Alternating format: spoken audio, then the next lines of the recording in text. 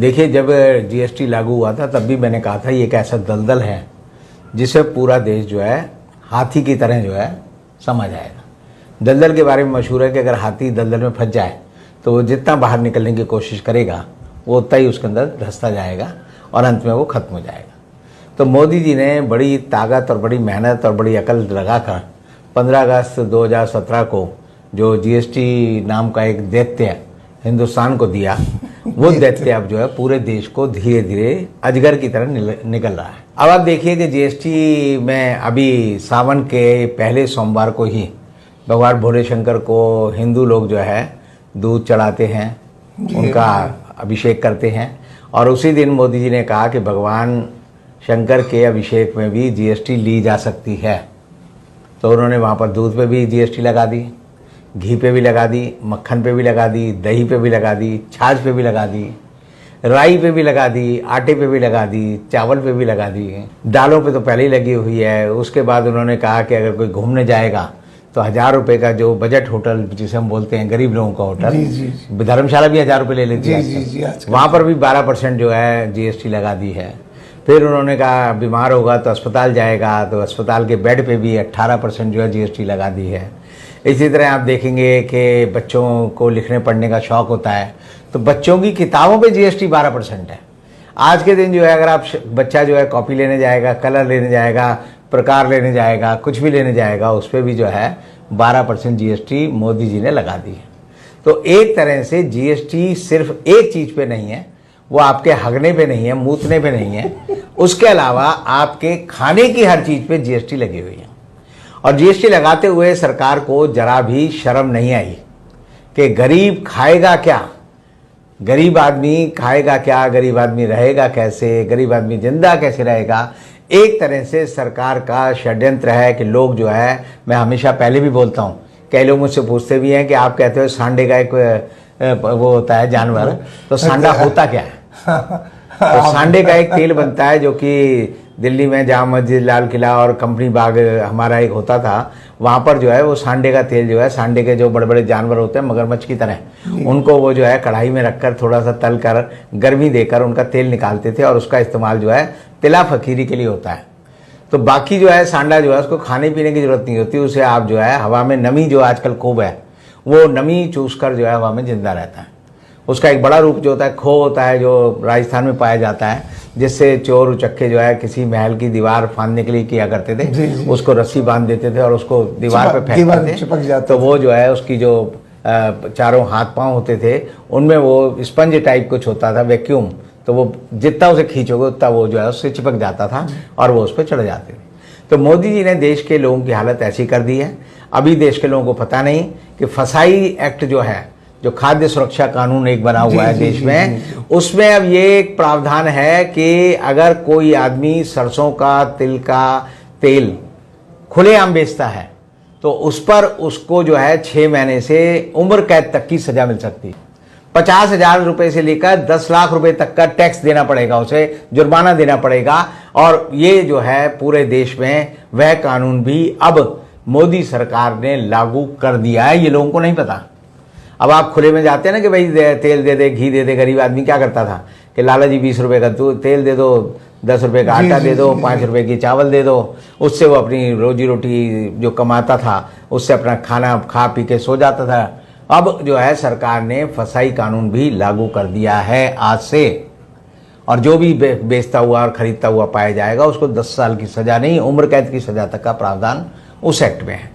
एक तीसरा एक्ट और अभी मोदी सरकार ने कल से ही लागू कर दिया 18 तारीख से, जो लोगों को नहीं पता, वो ये है कि अगर आप 2 लाख रुपए से ज़्यादा का लेन देन कैश में करोगे, चाहे अपने रिश्तेदार से ही कर लो, अपनी पति पत्नी को दे दे पैसे 2 लाख, तो उसका जुर्माना भी 2 लाख रुपए आप पे लगेगा।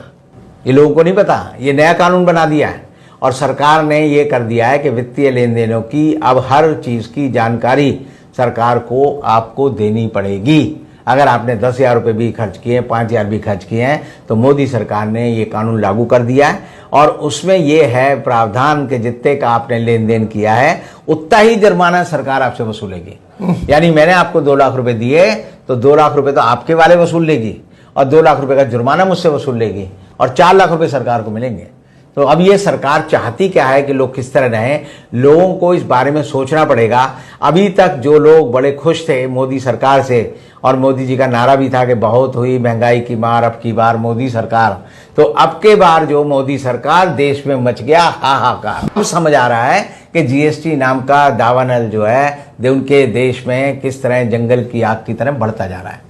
और लोगों को समझ आने के लिए ही मोदी सरकार जो है अब इस समय जो है लूलू माल का बात करेगी, कभी ऐसी बात करेगी कि भाई कांवर वाले आ रहे हैं तो उनके ऊपर फूल बरसाओ, बाहरों मेरा महबूब आया है, ठीक है ना, वो गाना आता था एक सूरज फिल्म का जो शादी के वक्त पे बजता था, अब वो डीजे वालों के लिए बजाया जा रहा है, उनके ऊपर पानी का छिड़काव किया जा रहा है। लेकिन इन सब बातों के बावजूद असलियत ये है कि जो आदमी कांवर लेने गया है उसको तो हो सकता है 2-4 दिन खाना मिले, लेकिन घर पे उसकी बीवी, बच्चे, माँ बाप सब भूखे मर जाएंगे, जानवरों को खाना नहीं मिलेगा। और ऐसी हालत में देश जो है मोदी जी की सरकार का जो जीएसटी का जो एक ऑक्टोपस है वो देश को धीरे धीरे खा रहा है, और थोड़े दिन बाद देश के पास जो है कुछ नहीं बचेगा। और यही वजह है कि अब जो है निर्मला सीतारमण को भी मानना पड़ा कि हमारा विदेशी मुद्रा भंडार जो है घट गया है। अब वो जो है 580 बिलियन US डॉलर रह गया है, जो कि चंद दिन पहले ही 621 बिलियन US डॉलर था। हमारा जो फॉरेक्स रिजर्व है, हमारा जो गोल्ड रिजर्व है देश का, वो भी बेच खाया है सरकार ने। अब सरकार पे गोल्ड रिजर्व नहीं है। डॉलर 80 रुपये, कल सरकार ने खुद माना संसद में कि डॉलर अब 80 रुपये का जो साइकोलॉजिकल लेवल है उसे पार कर चुका है। और अब डॉलर में कह सकता हूं कि अगले महीने जो है 90 रुपये बड़े आराम से पहुंच जाएगा। अगस्त में जब झंडा फहराया जाएगा तो डॉलर जो है 90 रुपये मिलेगा, और जो रुपया है वो अपनी जो है आत्मा को ढूंढ रहा होगा कि मैं कहाँ हूँ।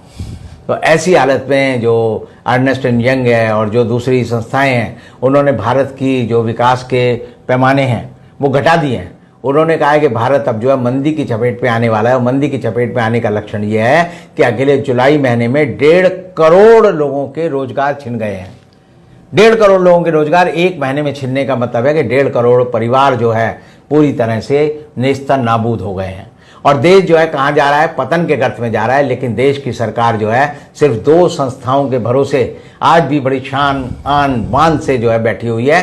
वो ईडी है, सीबीआई है, एनआईए है, इनकम टैक्स है, और उनका डर दिखाकर वो देश की राजनीति को खत्म कर रहे हैं कि जो बोलेगा उसे हम जो है बंद कर देंगे।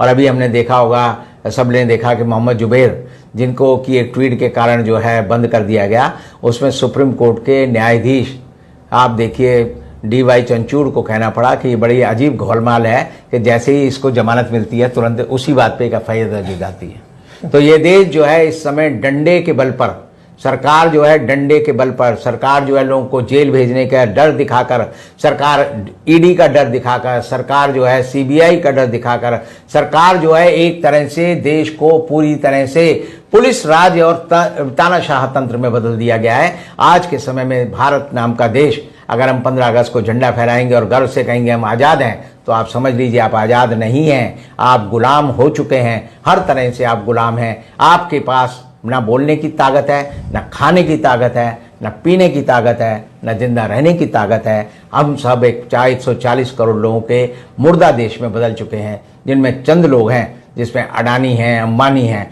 उनके पास पैसा है, अकूत पैसा जिन लोगों पे है। और जिन लोगों ने पैसा कमाया है, सरकार ने खुद माना है कि 3 साल में 4 लाख लोग हिंदुस्तान छोड़कर विदेशी नागरिकता ले चुके हैं।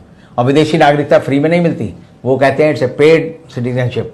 आप जैसे कनाडा जाना है तो आप 5 करोड़ रुपए दिखाइए, अमेरिका जाना है 10 करोड़ रुपए खर्च करिए। इस तरह जो है आप समझिए, अगर 4 लाख लोग गए हैं तो समझ लीजिए कि 20 लाख करोड़ रुपया इस देश का विदेश की सरकारों पर जा चुका है। और वो सब इस सरकार के निकम्मेपन, गलत आर्थिक नीति और हम लोगों के और आपके चुप रहने की वजह से हुआ है। और उसके लिए हम सब जिम्मेदार हैं कि देश को हमने एक गुलाम देश में क्यों बदल दिया। इसका सवाल का जवाब हमें अपने दिल में झांक कर पूछना होगा। बहुत बहुत शुक्रिया आपका।